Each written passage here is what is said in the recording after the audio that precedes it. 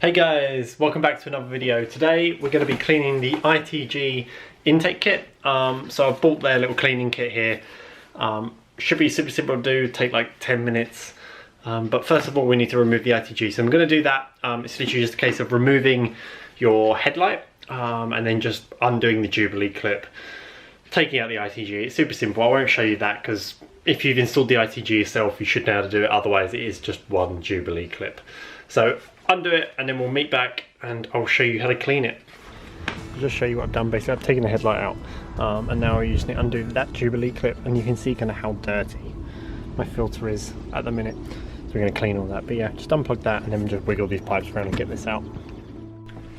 Okay, so we're going to start cleaning now. So welcome to my bathroom sink.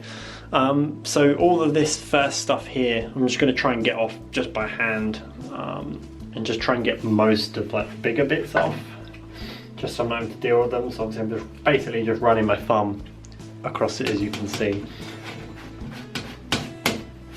I'm just going to try and get all the big bits off. You can see the kind of all the oil coming out. So as you can see, you know, just looking, hopefully it focuses. You can see kind of all the dirt in there. So this has been about a year's worth of usage.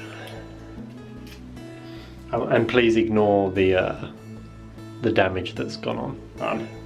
Yeah, I tightened it too much. I must have in my youth. But yeah, so I'm just basically just pushing all this dirt into the sink. And to be honest, I feel like that is pretty good in terms of all the major dirt. So I'm going to rinse that away. Cool, so what we're going to be using now is the ITG Air Filter cleaning fluid. So basically what we want to do is just make sure it's on the spray function. And we're literally just going to apply it the whole thing. Now you can use as much as you want of this, but we're basically just going to go around the whole filter. I'm just going to do the outside first and then work it in from there. But obviously don't be afraid of using too much of this. At the end of the day we're trying to get rid of all the old oil, which is basically keeping the dirt inside currently. So this stuff's going to break down all the old oil and basically start to loosen all of that dirt deep inside. So that's the outside done. I'm just going to work the front.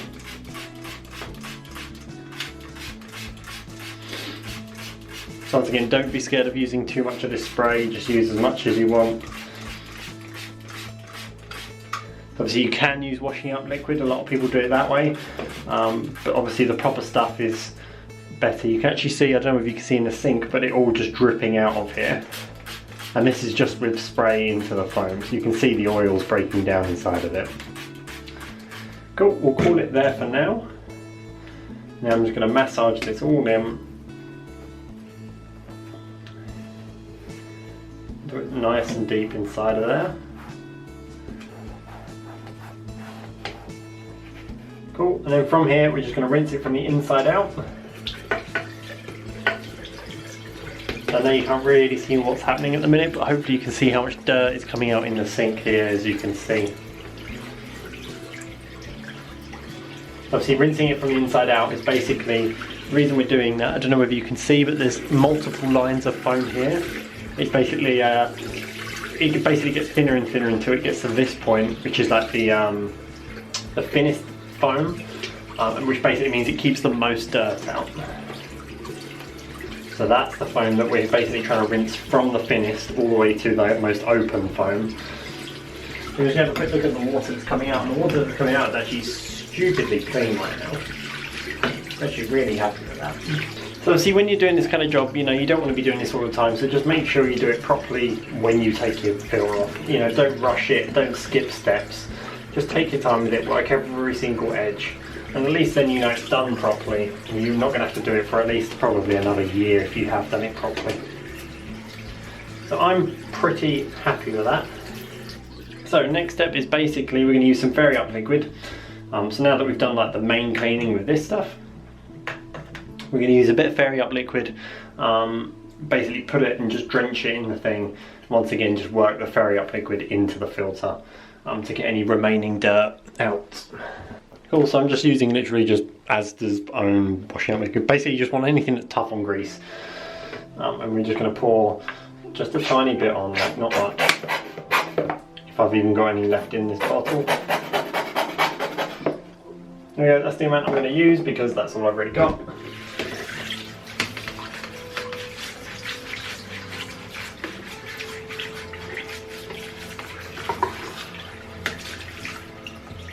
So that's the filter completely cleaned. Obviously it's now soaking wet. You just want to basically just, you know, basically air dry it for the rest of the night. So I'm going to leave this for a day and then we'll come back and kind of see where we're at with putting oil on it and stuff. But make sure it's completely dry first and then you're going to basically put oil across the whole thing nice and methodically. So just nice big long lines, making sure you're overlapping, and then you're going to work it into the foam. Cool, so it's the next day. The filter's all nice and clean, it's all nice and dry. You can kind of speed up the process of drying if you just want to use a hairdryer. Just be super careful because obviously you don't want to melt the glue that holds the foam together. So the next thing we're going to be using is this. So this is the JDR2 air filter oil. This is the one used for road use. You can get a JDR1, that's a much thinner coating of air oil or air filter oil. So that's mainly just for track use, kind of, you know, one-off track days or something like that. Then you would pop that on it just to get a little bit more air into your system. Obviously for everyday use, use JDR2. So anyway, the way we're going to do it, basically just give it a little shake and then we're going to hold it really, really close and just work methodically across the air filter itself. So we're going to do the top first and then we're going to do the sides. Now I'd recommend a glove at this point because things are about to get very sticky. Cool, so we're going to work from the top to the bottom and make sure you just spray it really, really close and just spray the oil, and basically you're just going to drench it, and that's why we put newspaper down. So obviously the next thing we want to do is do the outside, but for now I'm just going to massage in this top section. So really just get your hands in there. It's going to cover you in oil, so make sure you know you've got gloves on at this point. We're just going to really massage it into all the layers. Cool, I would say that's done. So we're now going to do the outside of it. So same thing, we're going to work basically the whole way around the outside. Hopefully it'll all be nice and in there. That's the plan anyway. So again, really drench it. Get every single little bit.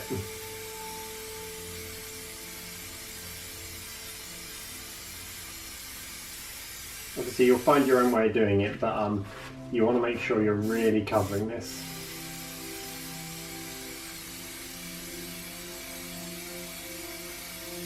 At the end of the day, this oil is the stuff that's stopping anything from getting into your turbo, your engine. You know, it's stopping everything. So make sure you get every little inch. Basically what you're trying to do is you're almost trying to get it so you can actually see the oil just kind of sitting in the pores of the filter.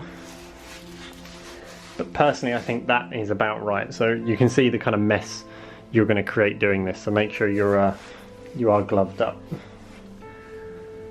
You don't really want to be getting all of this over you. Cool. So I'm happy with this. This is now going to go onto the car. So I'm just going to wash my hands, get these gloves off, clean up my mess down here, and then we'll get this put back onto the car. And I'll let you guys know at the end of the video whether I notice a sound difference or whether I notice a power difference. If I don't, then I won't include anything, but you know, at least you know everything's nice and happy now that it's all clean.